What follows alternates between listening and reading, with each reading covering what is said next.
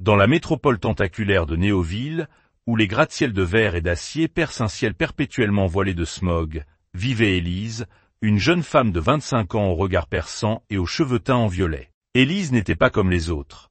Elle travaillait comme chasseuse de fréquences, une profession clandestine consistant à capter et décoder les signaux oubliés qui flottaient dans l'éther numérique de la ville. Ces signaux, vestiges de transmissions anciennes, de messages perdus ou de données corrompues, étaient revendus à des collectionneurs ou à des corporations avides de secrets. Élise vivait dans un petit appartement perché au sommet d'une tour délabrée, entouré d'antennes rouillées et de câbles emmêlés. Son meilleur ami et partenaire, Kael, un garçon dégingandé de 22 ans aux lunettes fissurées et au sourire en coin, l'accompagnait dans ses expéditions. Kael était un génie de la mécanique, capable de réparer n'importe quel appareil avec un bout de fil et une intuition hors norme. Ensemble, ils formaient un duo inséparable, partageant un amour pour l'inconnu et une méfiance envers l'ordre oppressif de Néoville, régi par la corporation Luminari. Un soir, alors que la pluie acide tambourinait contre les vitres, Kael déballa un objet qu'il avait déniché dans une décharge illégale. Une boîte noire métallique, ornée de symboles gravés et d'une diode clignotante. « Regarde ça, Élise. J'ai jamais vu un truc pareil, » dit-il, ses yeux brillants d'excitation. Élise brancha la boîte à son système de décodage, un amas de moniteurs et de claviers qu'elle avait assemblés elle-même. Une fréquence étrange crépita dans ses écouteurs, un son grave, presque vivant, comme un murmure venant des profondeurs. Intrigué, Élise ajusta les réglages. Soudain, une voix surgit, claire et froide. Si vous entendez ceci, vous êtes déjà impliqué. Les mots résonnèrent dans la pièce, suivis d'un flot d'images projetées sur les écrans, des silhouettes masquées dans des ruelles sombres, des plans de machines colossales, et une carte de Néoville marquée d'un point rouge clignotant. Kael pâlit. « C'est quoi, ce délire ?»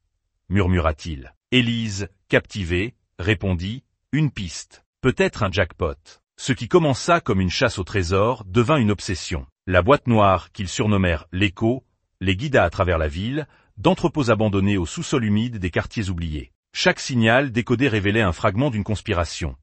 Luminari préparait une arme capable de contrôler les esprits via les ondes, un projet nommé « Harmonie silencieuse ». Élise et Kael, d'abord motivés par la curiosité et l'appât du gain, se retrouvèrent malgré eux au cœur d'un jeu dangereux. Une nuit, dans un vieux théâtre désaffecté, l'écho émit un message différent. « Touchez-moi, et vous verrez. » Élise, hésitante, posa sa main sur la boîte. Une décharge électrique la traversa, et sa vision s'emplit de scènes qu'elle n'aurait jamais dû voir.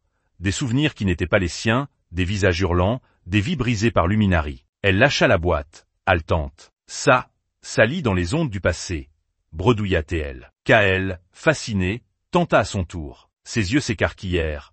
J'ai vu ma sœur. Elle est morte quand j'avais 10 ans. Elle m'a parlé. L'écho ne se contentait pas de capter des signaux.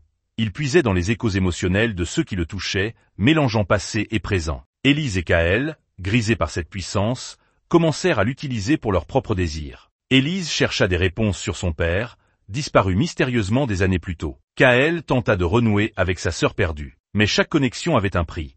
Des migraines, des hallucinations, et une sensation que quelque chose, ou quelqu'un, les observait à travers l'écho. Leur quête les mena à une usine désaffectée, le point rouge de la carte. Là, ils découvrirent une chambre secrète remplie d'appareils similaires à l'écho, branchés à une machine gargantuesque. Avant qu'ils ne puissent comprendre, des agents de Luminari surgirent, masqués et armés. Vous avez activé un prototype, grogna leur chef, une femme au visage scarifié. Il vous a marqué. Élise et Kael s'enfuirent, l'écho dans leurs mains, mais le mal était fait. La boîte avait émis un signal traçable, et les agents étaient à leur trousse. Pire encore, l'écho commençait à les changer. Élise entendait des voix même sans écouteurs, et Kael voyait des ombres bouger dans les coins de sa vision. On doit s'en débarrasser, murmura Élise, terrifiée. Mais Kael, accroché à la promesse de revoir sa sœur, refusa. Non, on peut encore l'utiliser. Leur amitié se fissura. Une nuit, dans une planque improvisée, Élise tenta de détruire l'écho avec un marteau. Kael l'arrêta, furieux, et dans la lutte, la boîte s'activa seule. Une vague d'énergie les projeta au sol, et une voix tonna. Vous m'appartenez maintenant. Les écrans s'allumèrent, montrant leur propre visage, déformés, hurlant des mots qu'ils n'avaient jamais prononcés. L'écho les avait piégés, fusionnant leurs esprits avec ses circuits. Des semaines plus tard, Néoville bruissait de rumeurs. 2 chasseurs de fréquences avaient disparu, laissant derrière eux une tour vide et une boîte noire qui murmurait seule dans le noir. Luminari récupéra l'écho, mais ses agents rapportèrent qu'il ne fonctionnait plus comme avant.